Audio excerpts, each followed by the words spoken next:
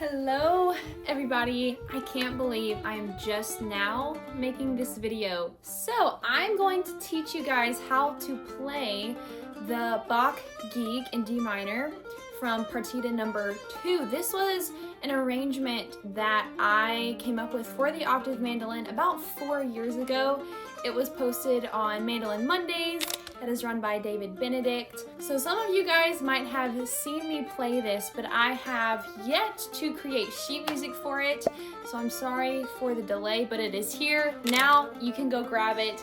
In the description, it's gonna be on my website. So definitely go check that out. Go grab that sheet music, come back to this video so that then you can learn it right along with me. I have to say this is one of my favorite pieces that I have played on the Octave Mandolin, and the way that this arrangement works, it is taken directly from the Bach piece, the Gigue in D minor, from Partita number 2, written for solo violin, all of that. We're doing about half of that in this arrangement, and then I've taken my own original liberty with it and added my own original variation to the piece at the end, and then we recap back to the very beginning riff of the song, and that's the end. And if you would like to hear the full version of this, then that'll also be in the description box. Go check that out, that video. That way you can hear the whole piece all the way through. And I do just want to say up front that if you are a beginner, I would probably not recommend you starting out with this piece. This is definitely intermediate level to advanced level. And if you are someone that has played mandolin for a long time and is newer to this instrument, so maybe you haven't played this instrument a lot, but you're very comfortable on mandolin, then I think you would probably be fine playing it on the octave. But yeah, definitely not for beginner mandolin players. You'll get there. And I have more arrangements available for you as well that you can check out in the description link below, but this is for intermediate to advanced. Okay, let's just jump into it. So I just want to say a couple of general things. First off, pick directions. For the large majority of this piece, we have 16th notes, which is easy because those are just going to be back and forth, down, up, down, up, down, up. You always want to make sure that your down strokes are landing on the beats and your upstrokes are landing off the beats for those 16th notes. Now, the places where we have 8th notes, you have two different options for pick directions that you could do. For instance, at the very end of measure 1, we've got 3 8th notes back to back. You could do those down, up, down, or you could do all of those down. So down, down, down. Either way, make sure that you start the down beat, so the first beat of every single measure, that should always be a downstroke. You always want to make sure you're doing that, otherwise you're going to get backwards and your accents are going to be all off. So make sure that's down, but as far as those 8th notes go, you can do either one of those, down, up, down, or down, down, down. As you can see, if you've downloaded the sheet music, it says at the top, it says played with capo on 5th fret. Now this is super important. I do not think that I would be able to play this arrangement as fast as it is ideally supposed to be played if I did not have the capo on. So, and I know some people don't like using capos for mandolin. For octave mandolin, I think it's totally reasonable because I'm able to move so much faster with the capo on. So if you have a capo, go ahead and grab that. This is just a standard guitar capo. There's nothing special about it. It was made for guitar, but I use it for octave mandolin and it works just fine. So you're gonna grab that, you're gonna put that on your 5th fret. Now, how this correlates to reading the sheet music is gonna be a little bit strange. So, as you can see, the sheet music is written as if we were playing it in first position. So, we start with an A note, or the 7th fret, but we are going to transpose that up. So, the 7th fret, if you're using the tablature, this is now going to be your fret 1. So right after the capo, that's going to be where your 1st fret is. So 1, 2, 3, 4, 5, 6, 7. 7 is going to be all the way up here. Same thing with the sheet music. So instead of playing an A, we're actually going to be playing a D. And I know that might sound really confusing. Once you get into it, hopefully it starts to make sense. Basically, you're just gonna treat this as the bottom of your mandolin. So none of this exists. This is the bottom of our mandolin, and you're just gonna play it like that. You're gonna read the music and play it as if this was down here. Okay, so we've got our capos. We're gonna start here. We're gonna start with an upstroke, second finger on this 7th fret, all the way up here. This very first line of the music is based off the original melody. In the original melody, it's all 8th notes, so it would be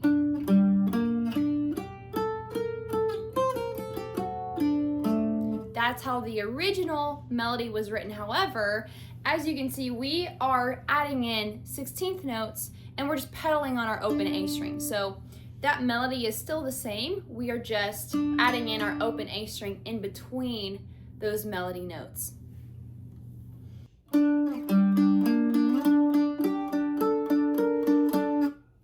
So we're gonna start here with an upstroke. Feel free to slide this down. I like the sound that gives when we slide. We're gonna shift back up and then we're gonna stay here.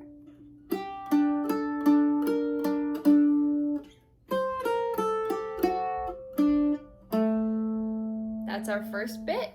So as you can see, the fingerings are all written in above the sheet music. So if you're looking at the tablature and you're wondering, okay, what fingers am I supposed to use? Just look up at the actual written notes. Even if you don't know what those notes are, that's totally fine. You will still be able to look at the fingerings that are above those notes, and that's going to tell you what finger you're supposed to be using. So for instance, we're starting up here, we're starting up here, we shift down, and then we're right back up, second finger,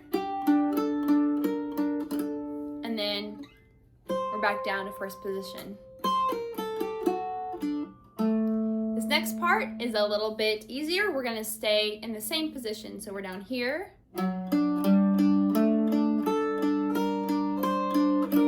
Still pedaling with that open A in between all of our melody notes.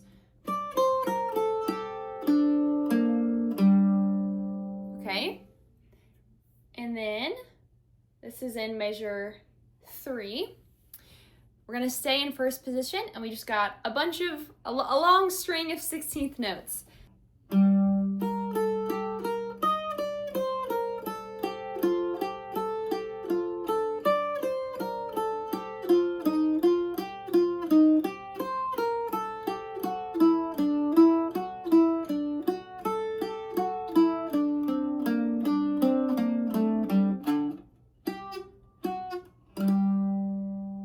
Okay, I'm gonna stop there in the middle of measure 5. So all of that is pretty self-explanatory. I will say just one little note. The fingerings here, I don't have any fingerings written in because it's all in first position. So you can do what feels comfortable to your hand. There are places, for instance, if we go back to measure 3, here, I do 3rd finger to 1st finger, 3rd finger, open. You could do 3rd finger to 2nd finger, 3rd finger, open. Either one of those is acceptable. For whatever reason, for my hand, going from 3rd finger to 1st finger just feels not so stretchy. It feels a little bit more natural to me, but it really doesn't matter so long as you're able to play the notes clearly. And then in measure 5, we end the phrase with some 8th notes, and I like to play those as staccato notes. So that means you're going to choke off the sound, so make it short. That would be a personal choice that I'm making. In the original, I don't think they're written as staccato, so if you don't want to play them staccato, that's totally fine. That's just a personal choice that I'm making, and that's also why I didn't put that in the music, just because that's not originally how it was meant to be played, but I like the sound of the staccato. All right, we continue. We've got a couple of accidentals here to watch out for. Okay,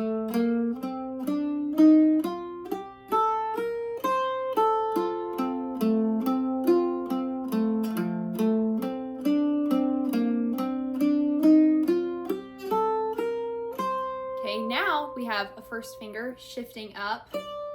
So this is the first shift we've had in a while. So that's at the very end of measure 6. Starting in measure 7, we have this fun pattern that descends. That pinky is kind of a reach. It's a little bit high. So just be prepared to reach for that one. Then we come down, open. First finger.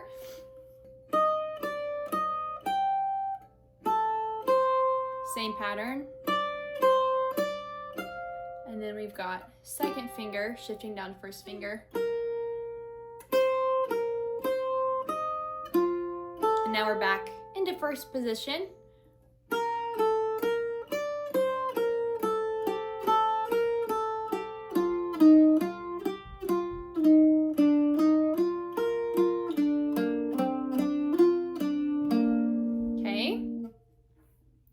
Scroll down in the music. Okay, we're in measure 9, still in first position here.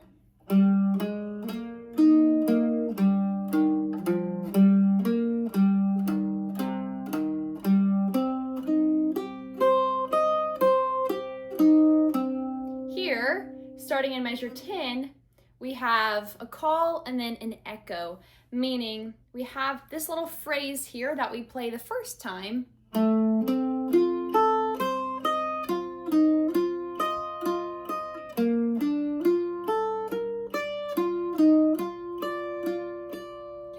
So that's all of measure 10. These measures are incredibly long.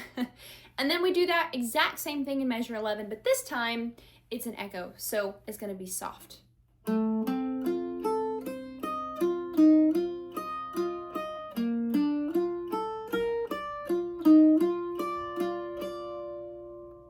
Then we continue that same musical idea in measure 12, but we're going up. So we start in first position. Shift up.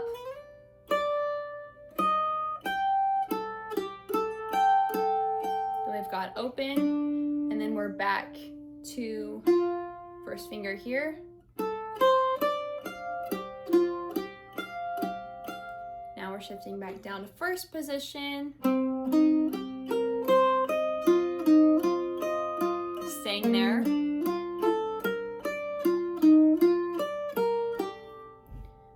All right, measure 14 also stays in first position.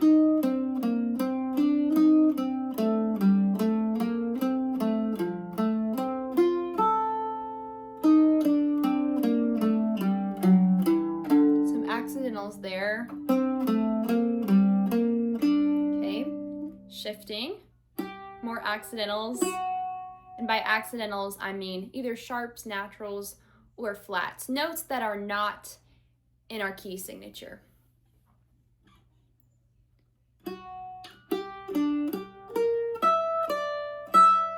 And then all the way back down to first position.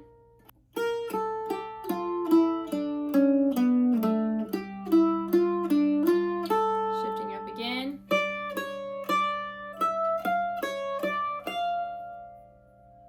And note here, I know we basically have one measure per line, which is not very common. I wanted to make sure that the music was nice and spaced out so you guys are able to see the fingerings and read it without it just being so crammed together. But because of that, make sure that any of your accidentals that are in the beginning of the measure carry over all the way to the end of the measure. So for instance, in measure 16, we start off with what looks like a B natural on the music. So that B natural is going to carry over all the way through the rest of the measure, meaning that the B in the very last beat of the measure is also a natural. So just be mindful of that. Okay, measure 17, we're back down to first position. here. We are in second position. Okay. Slide first finger up.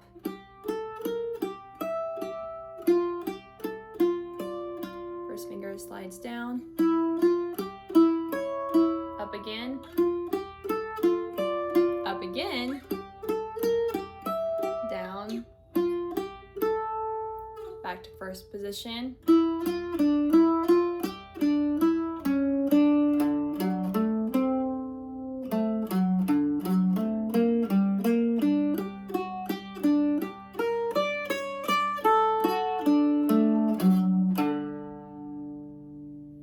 Okay, if you have made it this far, congratulations. I know I might be going a little bit fast. I will have a practice playthrough guide at the end of this video as well that you can play slowly along with me through this arrangement. So hopefully that'll be helpful for some of you guys. At the very end of page 5, we have a repeat that happens. So we're gonna keep going to page 6, but we're going back to what we started with. So that very beginning riff is what we're going back to. So this is the same as before.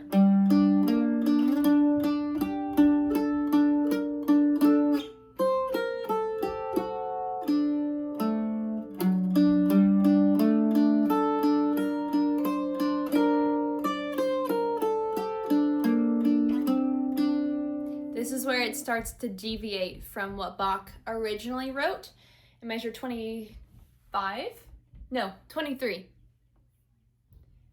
Measure 23. So basically what's happening here is we've got that same pattern of having a melody note with the alternating pedal tone of our open A string. So what's gonna happen, we're here and our second finger is gonna carry our melody while we're just hitting that open A string after every melody note. So we've got, and then we're shifting up. This is very high, but we're still pedaling with our open A.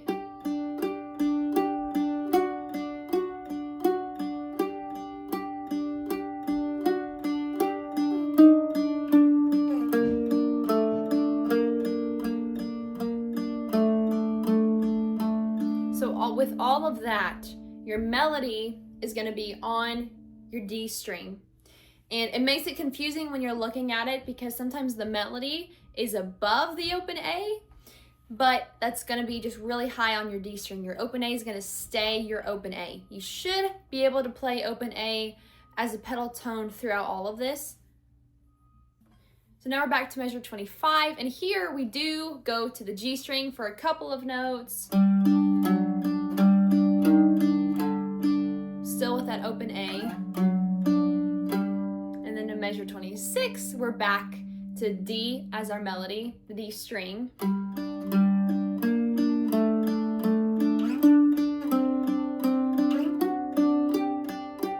That repeats.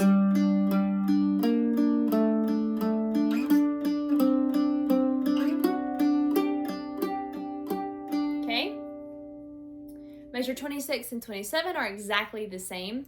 Measure 28 has the same melody, but we're adding extra chords here. So the intensity is building, the volume is building. This is our first chord, your typical D minor.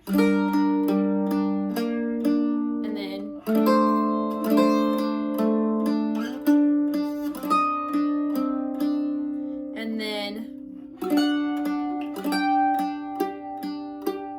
that's how that ends. And then we do that again in measure 29.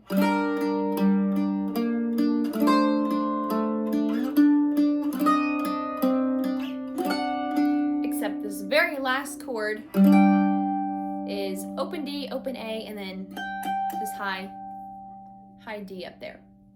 Measure 30 is just an extra holding out of that high chord, and then we are back to a section that we've already played.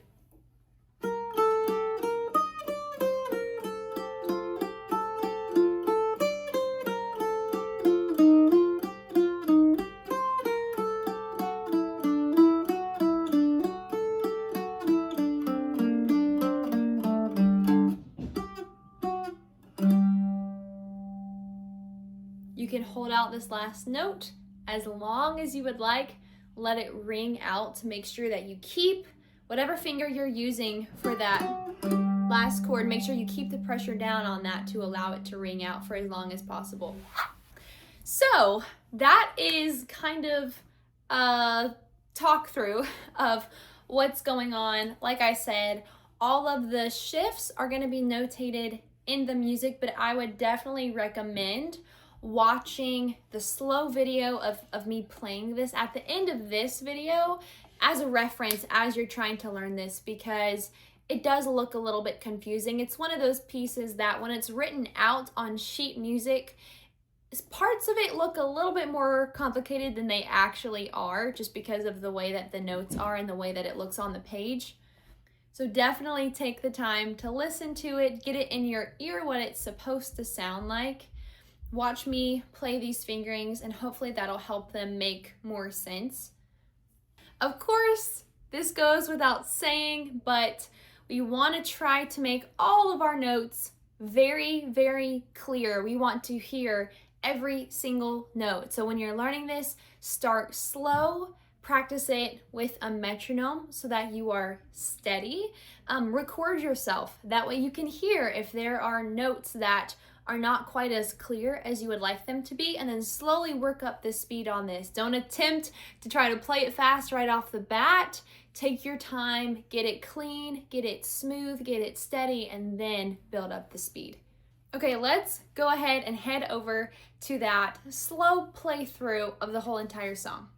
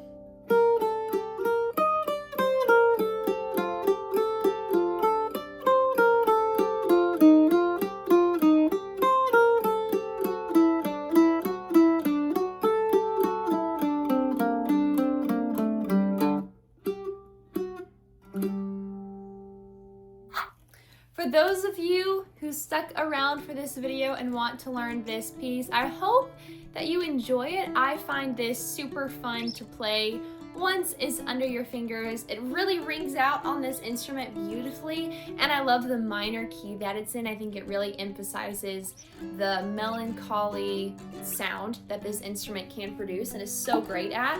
Let me know, of course, if you have any questions, or if you had any trouble downloading the sheet music. You can send me an email over at my website, and I will do my best to get back to you if you have any trouble like that.